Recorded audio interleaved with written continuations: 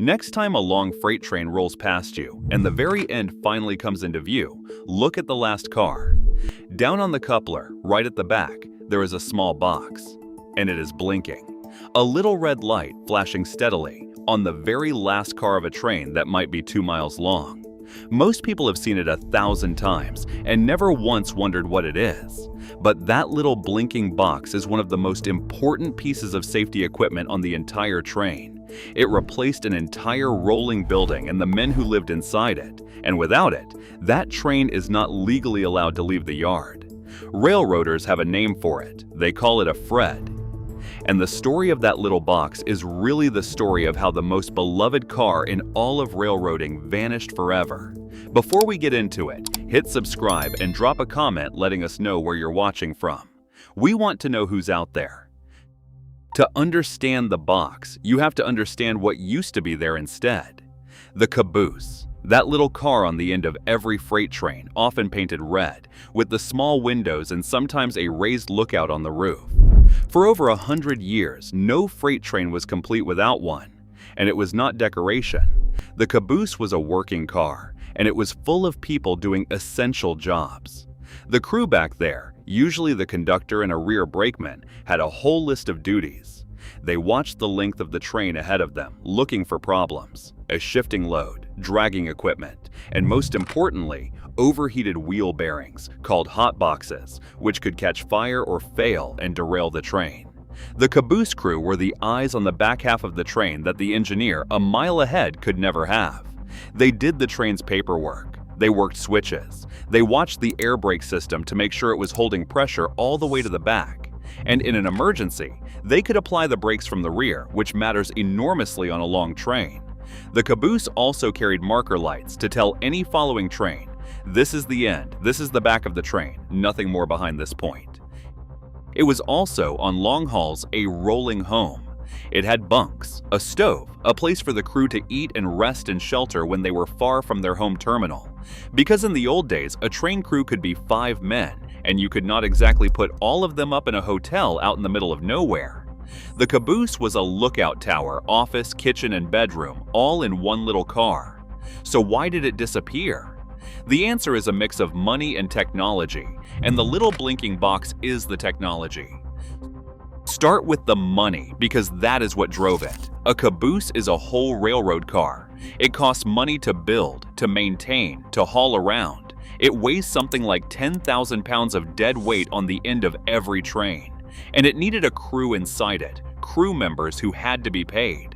Through the 1970s and 80s, as new labor agreements and changing state laws let railroads shrink their crews, from 5 men down to 4, then 3, then just 2, the whole reason for the caboose started to evaporate. If the conductor could sit up front in the locomotive cab with the engineer, who was back there in the caboose? Nobody. And an empty caboose is just 10,000 pounds of expensive, pointless steel. But you could not just take the caboose off and put nothing there. It did real jobs. So each of those jobs had to be handed to a machine. Watching for hot bearings? That got taken over by the trackside detectors we talked about, the sensors planted along the rails. The paperwork? The conductor does that up front now. The switches? Many are automated or worked from the head end, but 2 jobs were harder to replace, marking the end of the train and watching the air brakes at the very back, and that is exactly what the blinking box was built to do. The device has a few names. Officially, it is an end-of-train device, an EOT, but the name the railroaders gave it is better. FRED. It stands for Flashing Rear End Device. The first one was put into service in 1969 by the Florida East Coast Railway, and over the next 2 decades it spread across North America and then the world, and the caboose died in its wake. Here is what that box actually does. At its simplest, the flashing red light is the marker. It does the oldest job of the caboose, telling the world, and any train behind, this is the end of the train, right here. That alone is required. A train cannot go out on the main line without a working marker on the rear. But the box does far more than blink. Inside it is connected to the train's air brake line, the pipe that runs the entire length of the train and controls the brakes on every car.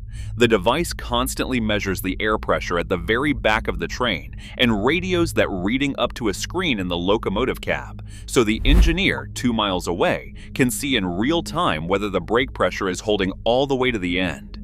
That is the job the rear brakeman used to do by watching a gauge. Now the box does it, and it never blinks, never gets tired, never looks away. And then there is the feature that made it not just convenient but mandatory. The two-way EOT. The early boxes could only talk one direction, sending information forward to the cab. But engineers had a problem the Caboose crew used to solve. On a very long train, if something blocks or breaks the airline partway down, an emergency brake command from the front can struggle to travel all the way to the back. The brakes might apply at the front and fail to reach the rear cars in time. The old Caboose crew could dump the air from the back. With the Caboose gone, that ability was gone too. So the two-way device was built. Now, when the engineer hits the emergency brakes, he sends a radio command to the box on the last car, and the box opens the airline at the rear, applying the brakes from both ends at once, front and back, closing on the middle. It can stop a long train dramatically faster and more safely. And this was not just a nice idea. In the 1990s, federal investigators looked at a specific set of accidents, 16 of them between 1991 and 1996, where a blocked or broken brake pipe meant an emergency stop from the front could not reach the rear of the train in time.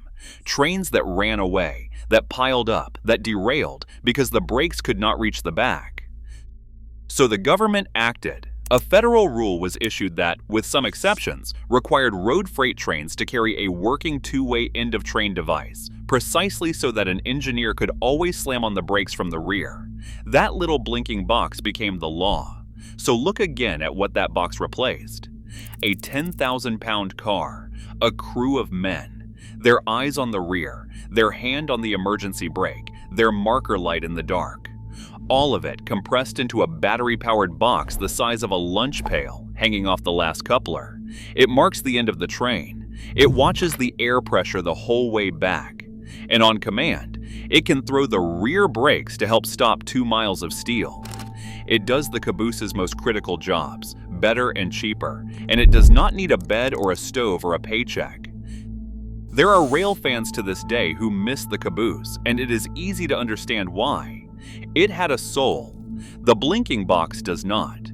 But the box is why you almost never see a Caboose anymore, and it is why the modern freight train ends not with a little red car full of people, but with a single patient flashing red light. The next time you watch a freight train pass and that lonely blinking light finally rolls by, you will know exactly what you are looking at. Not a tail light. The ghost of the Caboose doing its old job in the dark, one flash at a time.